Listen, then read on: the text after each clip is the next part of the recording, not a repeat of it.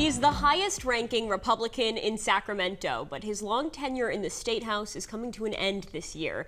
Can Republicans hold on to his seat representing the state Senate's 40th district? And what does Senate Minority Leader Brian Jones hope to accomplish during his last few months in office? Let's ask him. Thanks for being here. Good afternoon, Joey. Nice to be here. Thank you. What is your North Star these last couple of months? Well, I'm still Minority Leader, and I will be through Election Day. And so really the North Star from myself and my staff is basically running through the tape.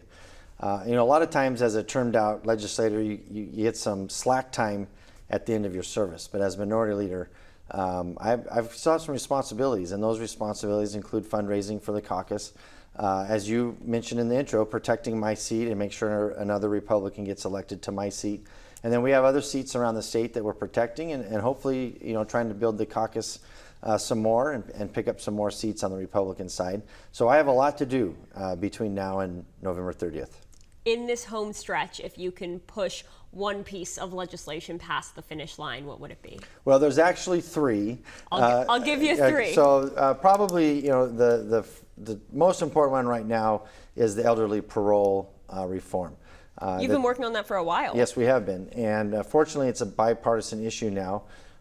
It didn't start off that way. As you may remember, the governor and the Democrats in 2020 slipped in some language in a budget trailer bill at the end of session without much review that lowered the elderly parole age to 50. Well, we want to restore that back to 65 years old with 25 years served. So that's one. I'm still working on the psychedelics, for treatment for service members and first responders with PTSD as a result of their service. So there's some new federal funds that have become available for that. I have a bill that passed out of committee right before break that would allow California to compete for those funds. A bill that did pass and is already done is the Officer Kirk Leland Johnson Memorial Interchange between 805 and Highway 52, a police officer that was murdered over 40 years ago. And we're going to be able to name that interchange after him. What do you hope your legacy will be?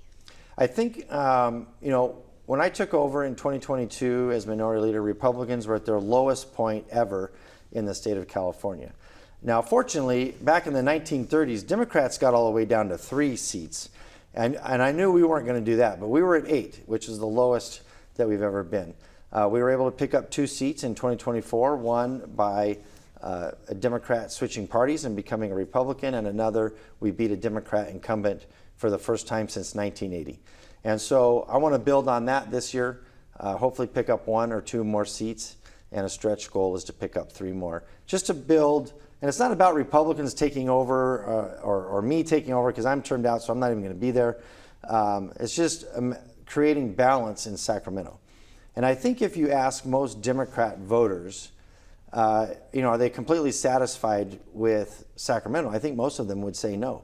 And the way we create balance, it's bottom line in California, in Sacramento, is to have more Republicans elected in the state legislature. Are you hoping that balance would force a little bit more moderation? Correct. More moderation, more conversations across the aisle, Republican ideas being taken more serious when it comes to the economy, when it comes to public safety, when it comes to keeping Californians safe. I believe Republicans have the best ideas on that. Right now, we're somewhat shut out of that conversation, especially on the Public Safety Committee, because it's 5 Democrats and 1 Republican having those conversations. Well, if we can get to 4-2 or 4-3, then there's a more robust conversation on public safety in California. What happens if your seat flips? If my seat flips, that won't be good for San Diego County. I'm the only Republican in the Senate right now, except for Ciarto. He has a small section of Borrego Springs and Julian. But that'll create even more unbalance, especially here in San Diego. Right now, the San Diego delegation, made up of myself and my 4 other colleagues, we have a great working relationship, even in a bipartisan manner. And so we need to continue that and to do that, we need to have some balance, which means a Republican winning my seat. Have you mastered the art of reaching across the aisle? I don't know if you could ever say mastered. I'd have to see how you quantify that word mastered. But I have been effective in working across the aisle and have gained a significant amount of favor with the Democratic leadership to the point that I'm able to get bills passed and signed by the governor and help all of my colleagues, both in the Senate and in the Assembly, get bills passed and to the governor's desk. How confident are you that your successor will be able to do that? It takes some time. I mean, I've been there 16 years, so starting off the bat, nobody is going to be able to do that. But eventually, you kind of learn the ropes there, and if you want to be effective, you have to learn how to do that. So my successor, if it's the Republican, she'll figure it out. The Republican running for your seat was not your preferred candidate in the primary. Are you throwing your weight behind her anyhow? Oh, absolutely, 100%. Look, the primaries are for the parties within themselves to battle out for the ideas and the leadership of the party in the primary. Christie won the primary, and so she's the Republican nominee for the seat. We're fully behind her. We're already doing things to help her. Is the Republican Party in California fractured right now? I think that that's another word you have to quantify for me, and fractured, because even within the Democrat Party, that's the supermajority, there's cracks and fissures and fractures, even that. But they have a little bit more runway, right? Oh, absolutely, yeah. So, but if you break it down, there's 3 or 4 primary groups within the Democratic Party in Sacramento. And in California, in the Republican Party, there is as well. Where we are now as a superminority, we are working better as a team, especially in the Senate, amongst the 10 of us in the Senate, better than we ever have before, because we realize we're in a foxhole by ourselves, and if we're going to get out of this foxhole, we have to work together. So I think that desperation has created teamwork, and I'm very proud of my 9 other senators that have decided, we're going to work together to get out of this hole. Let's get some more numbers and then start, having those battles, those ideological battles within the caucus. Right. We hear about this discord, whether it's policy or more personality. It feels like the latter. But between you and Carl DeMaio, is that being overblown? I don't know. That's that's not being driven by me. I have a job to do, and that is to pick up seats in the Senate, and period. That's my bottom line. I think more so than pushing legislation through. Well, both. But right now we're coming into election season, so my focus is picking up seats. We have 4 more weeks of session. Yes, passing legislation for the next 4 weeks is the priority. Once that's done, then we switch into campaign mode for the rest of the year. This division or this fracture, unfortunately, he has said some things publicly that I think were unnecessary and not accurate. And the media picked up on that, and I think the media has given it more play than it deserved. But I'm focused on my job and what I'm doing. I'm not going to be distracted by that. Why should voters have faith in the party if they're hearing about these schisms? Because the schisms that I think you kind of mentioned, are they personality? Yes, probably more than they are policy. If you look at the voting records of the 20 Republicans in the Assembly and the 10 Republicans in the Senate, voting records are, I'm going to guess, I'm just guessing, ideologically, 98% aligned. It seems like you are all aligned. Right. So look, in any group, Kiwanis Club, youth football, Little League baseball, homeowners associations, when you have people on boards and I there's get it. always We literally say personality. the politics, Yeah, right? The personalities always come into play in those kind of things. How do you convince voters to see past that, though? I think most voters can see past that because they know it's human nature, and I don't think that the voters are necessarily distracted by that when they're voting. They may be entertained by it or concerned about it while it's in the media, and obviously social media is not helping those kind of things, because now people can get on and what I call keyboard warrior and type whatever they want to type into a social media platform and say whatever they want to say about another person without much repercussion of those words going out. I think some people type before they think, and because with social media there's no repercussion. You're not face to face with that person in the mean things that you're saying, and so I think voters are able to rise above that. Do you think there's enough momentum at the top of the ticket, looking at Steve Hilton, to help you all flip seats? Steve Hilton is a fantastic candidate for us. He's one of the hardest working governor candidates we've had. I think he's doing a great job. He's building a lot of energy. One of the things I appreciate about him, he's not taking any single district for granted. He's working in districts where for the Republican to win, it's a long shot, but he knows for him to win, it's a long shot. He needs to go into those long shot areas, so he's being very helpful. Do you think... And the entire ticket, actually. Gloria Romero, Don Wagner, Herb Morgan here in San Diego that's running for controller, and all the others are doing a great job. Do you think it would behoove Republicans in California to focus more on everyday economic issues than something like voter ID as your signature issue this year? No, that's kind of a loaded question a little bit, because that's not a binary choice. I thought you were going to ask me rather than focus on national politics. My answer would be yes, absolutely. I want to get into that too. Yeah, we need to focus on local stuff. But everyday economic issues, public safety, education are the top priorities for Republicans in California. The voter ID issue, that's a bipartisan, actually nonpartisan issue. That has wide support across the aisle, both Republicans and Democrats. When I had the chair of the San Diego GOP on, she said that was her #1 issue. Does that surprise you? No, it doesn't surprise me because we're counting on that being a voter turnout issue. Getting people to the polls. Yeah. And similar to Prop 13 was in 1978. And so I think the Republicans have the right message on that. I think a lot of Democrat voters agree with us on that message. Now, will they come and vote for that and vote for the Republican state Senate candidate? I hope so. But if we get voter ID passed long term, that's a great move forward to building confidence in our election process here in California. But has there been enough emphasis on affordability from your party? Well, it's a continued emphasis from us. And when I say us, the Senate Republican caucus. I know the Assembly, it's a big driver for them as well.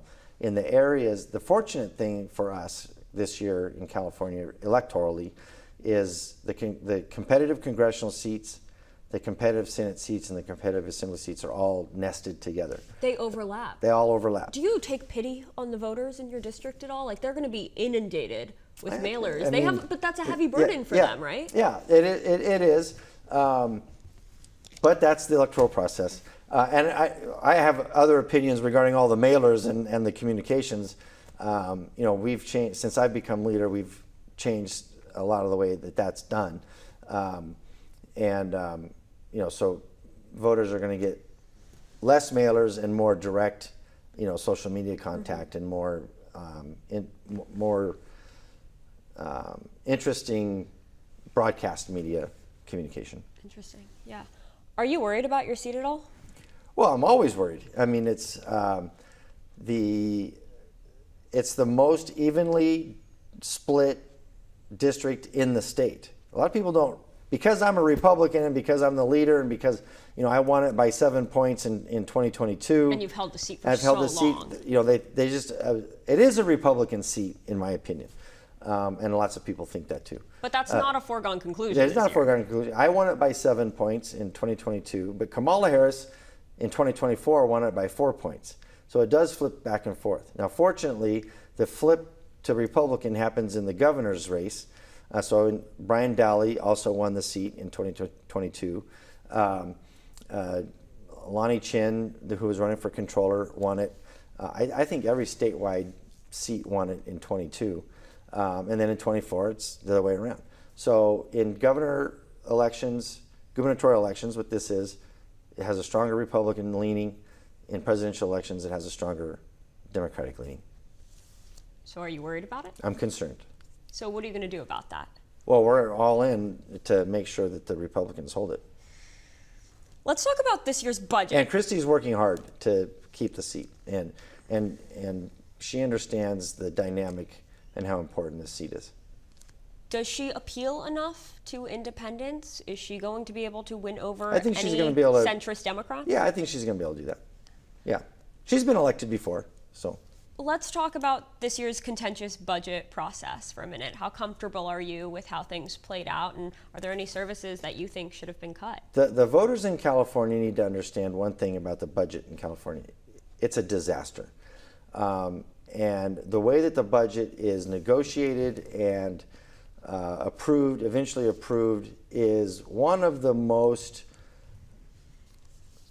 disappointing aspects of the proposition in 2010 that lowered it from a 2/3 majority to a simple majority.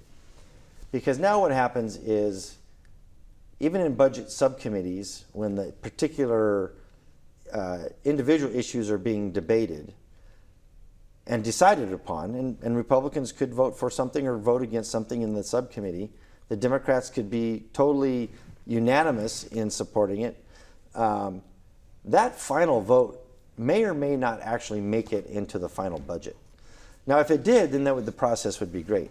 But because the budget is nowadays negotiated entirely by the governor, the Senate Pro Tem's office, and the Assembly Speaker's office, there's basically 3 offices that control the entire budget. Now, everybody has some say in it. It's not just pushed down entirely, but there's a lot of things that get put in the budget that even the Democrats don't support as an individual issue. They get approved because it's in the budget. I do want to ask you about what you brought up with national politics influencing this election. How do Republicans especially disassociate themselves from that? Right. And focus on the hyperlocal? Yeah, so we've been doing that for the last, at least since 2022 when I took over, but even before that, we started to, California is different than the rest of the country. Bottom line, doesn't matter if you're a Republican or Democrat or you don't vote.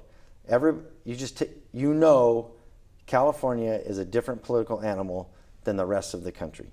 Do Republicans here need to create daylight between them and the Trump administration? We have, yeah. And need is, the issues that are important to Trump's high impact areas, the red states, are not the same issues that we're dealing with in California.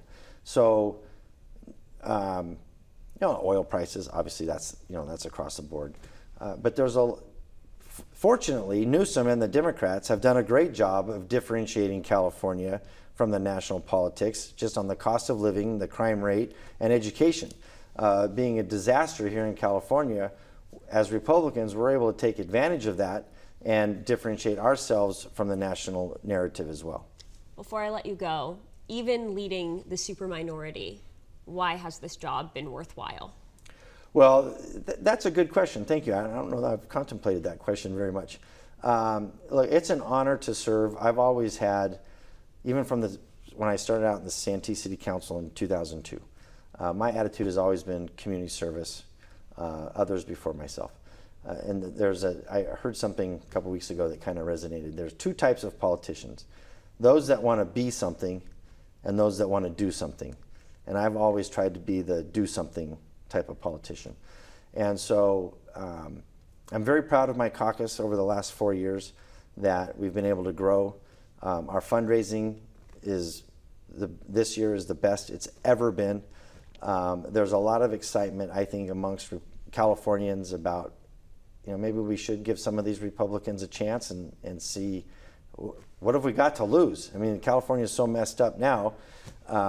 Maybe some of their ideas will work. So, based on picking up seats, based on our elections, our recruiting this year, we have the most diverse set of candidates running for office this year in the Senate than we've ever had. The highest quality group of candidates we've ever had. So I'm excited to be a part of all of that, and that it happened under my watch with the team that we've put together is very encouraging and very exciting as I am being shown the door.